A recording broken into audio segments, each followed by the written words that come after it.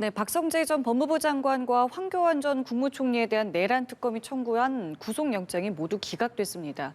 박 전 장관에 대한 영장은 두 차례나 기각되면서 향후 특검 수사 동력에 영향을 미칠 수 있다는 우려가 나오고 있습니다.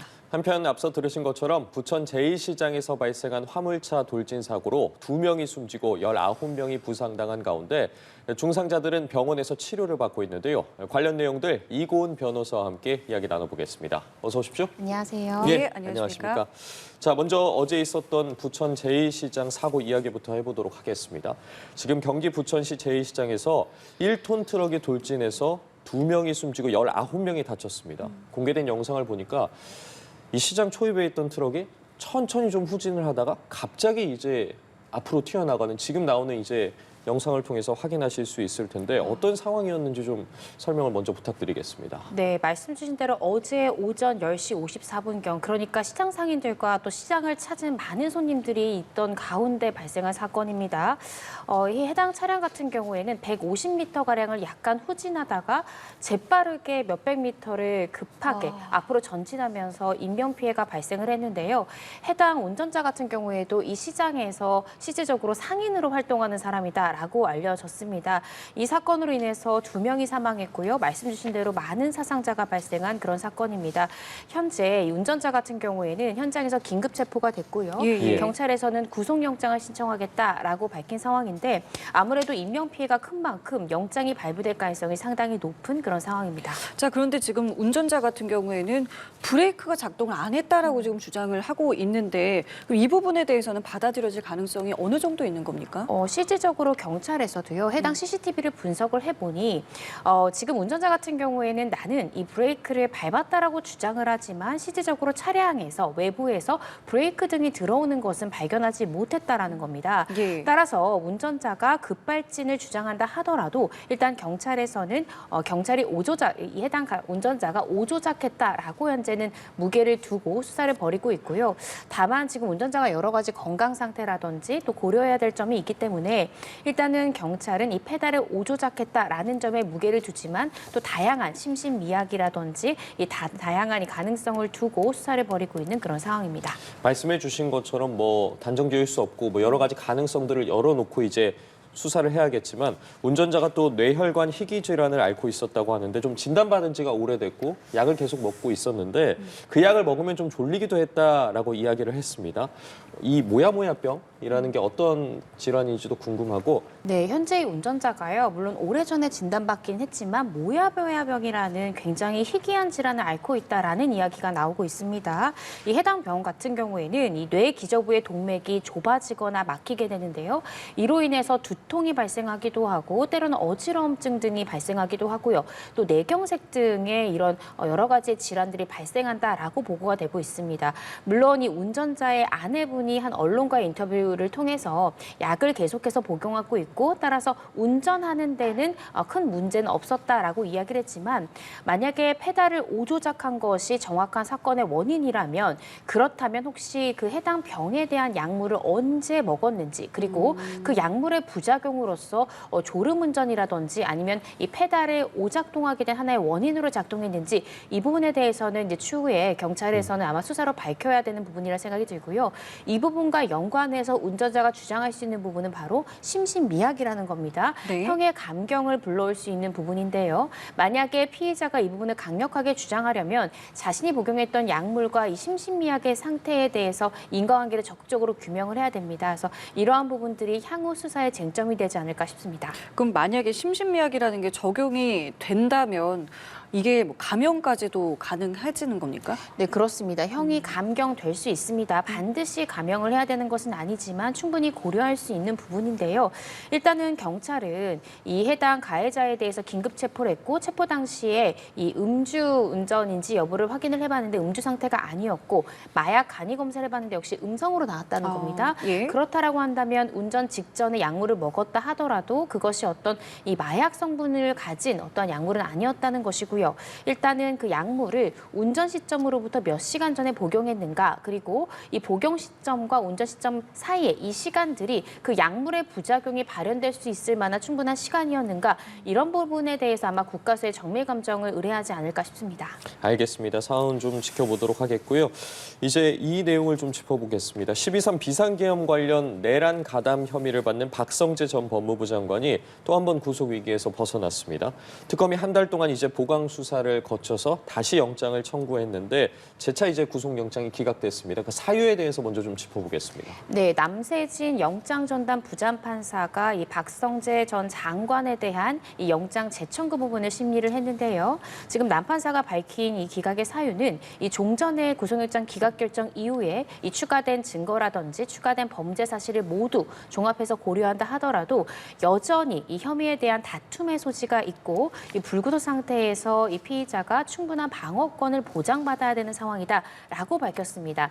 사실 첫 번째 이 박성재 전 장관에 대해서 영장이 기각됐을 때는 구체적으로 혐의가 소명이 좀 부족한데 그 사유가 위법성 인식에 대해서는 충분히 다툴 만한 여지가 있다라는 취지로 어떻게 생각하면 영장전담 판사가 조금 더 뾰족하게 어떤 부분을 보완해야 되는지를 이 특검팀에 이야기를 한 어떤 기각 사유를 우리가 확인할 수 있는데 예. 이번에는 구속 요건 중에 어떤 것이 부족한지까지는 이 영장전담 판사가 이야기하진 않았고요. 전반적으로 추가된 자료나 혐의 사실을 본다 하더라도 아직까지도 혐의 소명이라는 부분이 부족하다라고 이야기해서 혐의 소명 부족으로 결국 영장이 기각됐습니다. 그럼 결국에는 이제 추가한, 그러니까 특검팀에서 추가한 것도 이 혐의를 뭐 이렇게 좀 증명하기에는 좀 부족했다라고 이제 법원에서는 판단을 한 건데, 이렇게 되면 이제 앞으로 특검에서는 불구속으로 이제 진행을 하게 되는 겁니까? 아니면 한 번 더 하는 가능성도 있는 겁니까? 사실은 영장이 기각된 피의자에 대해서 한 번 더 재청구하는 것도 굉장히 드물거든요. 그래서 이 박성재 전 장관에 대해서도 사실 영장이 한 번 기각됐을 때 불구속 상태에서 기소할 가능성이 높다라고 대다수의 법조인들이 예측을 했었는데 예측과 달리 재청구를 했죠. 네. 그런데 이번에도 재청구를 했을 때 기각 사유가 역시나 아직까지도 혐의 소명이 안 됐다는 것이거든요. 한 차례 기각이 되고 특검이 추가적인 증거 확보를 위해서 포렌식증 압수수색도 했고요. 또 관련된 참고인들을 다시 한 번 더 조사를 해서 최대한 보강을 했지만 역시나 재청구가 기각된 만큼 아마도 이 세 번째 청구까지 가기에는 상당히 무리가 있지 않을까 싶고 만약에 세 번째 청구까지 했다 기각된다면 피의자의 방어권을 지나치게 제약하는 것이 아니야, 무리한 수사가 아니야라는 비판을 받을 수도 있기 때문에 저는 조만간 박성재 전 장관에 대해서 특검팀이 불구속 상태에서 기소를 하고 부족한 점이라고 법원이 적시했던 부분에 대해서는 공판 과정에서 지금 특검팀이 생각할 때 공소사실에 부합하는 진술을 한 증인들을 증인으로 신청하는 등의 방법으로 공판 과정 중에 보완을 해서 최대한 유죄 판결을 이끌어내도록 노력하지 않을까 싶습니다. 알겠습니다. 한편 내란 선동 혐의와 관련해서 어제 황교안 전 국무총리의 구속영장 실질 심사도 있었는데 이 역시 기각이 됐습니다.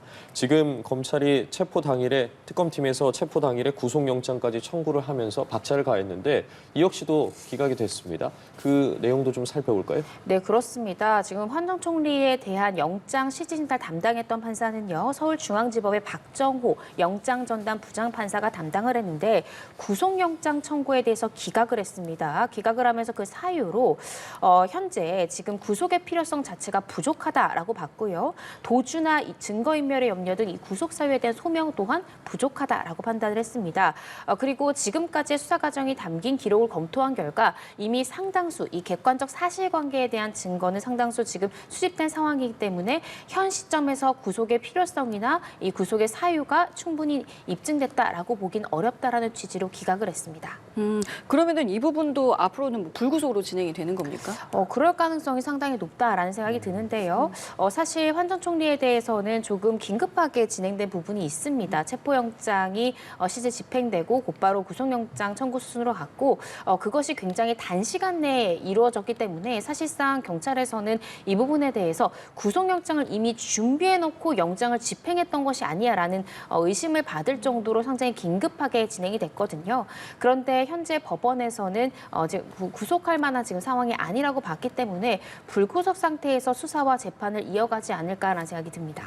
지금까지의 내란 특검팀 상황을 좀 정리를 해보면 이상민 전 행정안전부 장관과 조태용 전 국가정보원장의 신병은 확보를 했습니다. 앞서 짚어본 것처럼 지금 박성재 전 법무부 장관 구속영장은 2차례 기각됐고 또 한덕수 전 국무총리의 구속영장도 기각돼서 이제 불구속 기소가 된 상황이지 않겠습니까? 앞으로 특검팀의 수사가 한 달 정도 남았는데 어떠한 방향으로 흘러갈 거라고 보십니까?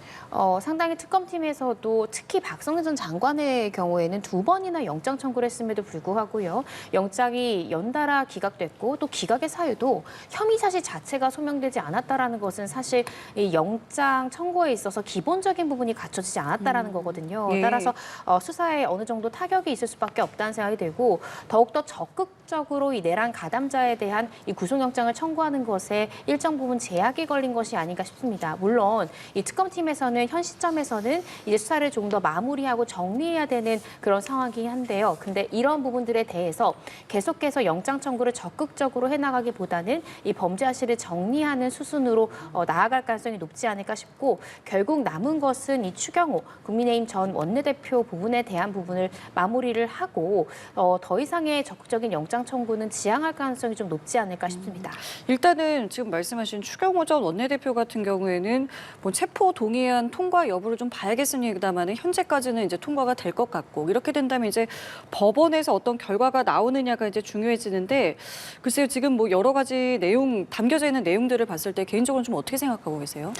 사실 추경호 전 원내대표의 영장 부분에 대한 이 체포 동의안은 사실 통과될 가능성이 상당히 높습니다. 그쵸? 이미 여당이 과반수 이상의 의석을 차지하고 있기 때문에 사실 법적인 이런 요건을 충족을 해서 통과될 가능성이 높다고 보여지고요. 다만 문제는 영장실질심사가 열린다 하더라도 이 영장실질심사를 통과해서 영장이 발부될까 이 부분에 대해서는 또 우리가 신중하게 봐야 되는 부분이거든요. 지금 이 특검에서는 추경호 전 원내대표가 충분히 윤 전 대통령이 계엄을 할 만한 상황이라는 점에서 동조를 할 만한 그런 상황이 있었고 이로 인해서 이 계엄 해제 결의안 당시에 여러 가지 계엄 해제가 되기 위한 결의안을 방해할 만한 네네. 시도를 했다라고 보고 있는 거죠. 근데 이 부분에 대해서 과연 고의로 이런 행위를 했는가를 두고 충분히 법적인 공방이 일어날 수 있거든요. 그래서 이 부분에 대해서는 영장 발부 여부에 대해서는 조금 더 지켜봐야 되지 않을까 싶습니다. 알겠습니다.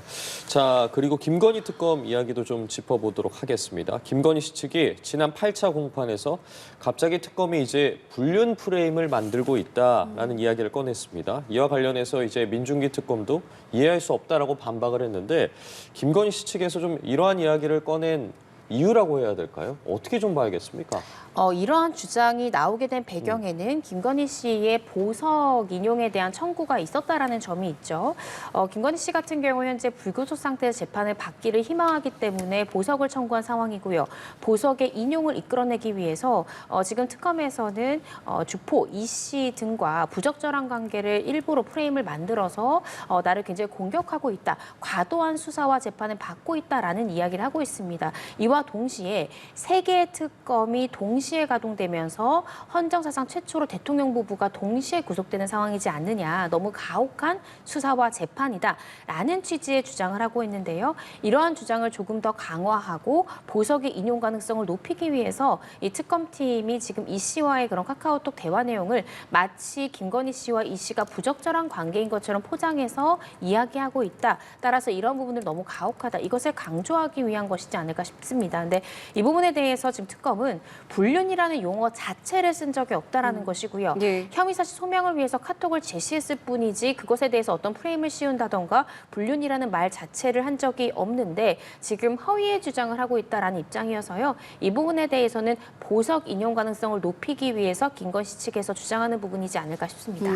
알겠습니다. 그 김건희 씨 같은 경우에 또 오늘 공판도 있습니다. 여기에는 이제 김건희 씨 이제 관련한 최측근들의 어떤 이제 신문도 오늘 진행이 되는데, 근데 이 출석하는 사람들이 사실은 이제 입장을 바꾸는 경우가 좀 최근에 있었기 때문에 현재까지 흐름을 봤을 때 이렇게 바꾸는 입장들을 영향을 받을까? 오늘 나오는 이 증인들이 이러한 어떤 지금의 추세에 영향을 받을지 이 부분에 대해서는 어떻게 좀 관측하고 계세요? 네, 오늘 증인신문이 예정된 인물이 말씀 주신 대로 김건희 씨의 문고리 3인방이라고 불렸던 사람들 중에 2사람이죠. 유경호 전 행정관과 정지원 전 행정관에 대한 증인신문이 예정이 되어 있습니다. 그런데 유경호 전 행정관에 대한 증인신문은 좀 불발될 가능성이 높아 보입니다. 언론 보도 내용에 따르면 유 전 행정관 불출석 사유서를 제출을 했다라고 합니다. 물론 지난 이 증인신문 당시에는 불출석 사유서조차 제출을 하지 않고 출석을 하지 않았는데요. 이번에는 구체적인 불출석 사유서를 제출했다라고 하니 실질적으로는 유 전 행정관에 대한 증인 신문이 이루어지기는 어렵지 않을까라는 생각이 듭니다. 지금 이 두 사람이 예를 들어 실질적으로 출석한다 하더라도 최근에 건진법사 전성배 씨의 진술이 크게 틀어졌죠. 내가 허위 진술했던 것도 김건희 씨의 제안에 따른 것이고 김건희 씨가 받았다라고 부인하고 있는 그래프 목걸이 나 분명히 전달했고 잘 받았다고 김건희 씨한테 연락까지 직접 받았다라고 적극적으로 특검팀의 주장에 부합하는 지금 진술 태도를 바꿨거든요. 그래서 이런 부분들이 남은 이 두 사람의 증언에 얼마나 영향을 끼칠까 그 부분은 실질적으로 한번 증인신문 해봐야 될 것 같습니다. 그렇지만 유경호 전 행정관이 불출석 사유서까지 제출했다는 것은 최대한 진술을 하지 않겠다라는 입장으로 저는 보여지거든요. 따라서 이 부분에 대해서는 이 두 사람에 대해서는 최소한도 진술을 번복할 가능성이 조금 낮은 상황이지 않을까라는 생각이 듭니다. 알겠습니다. 오늘 말씀은 여기까지 듣겠습니다. 지금까지 이고은 변호사와 함께했습니다. 말씀 고맙습니다. 감사합니다.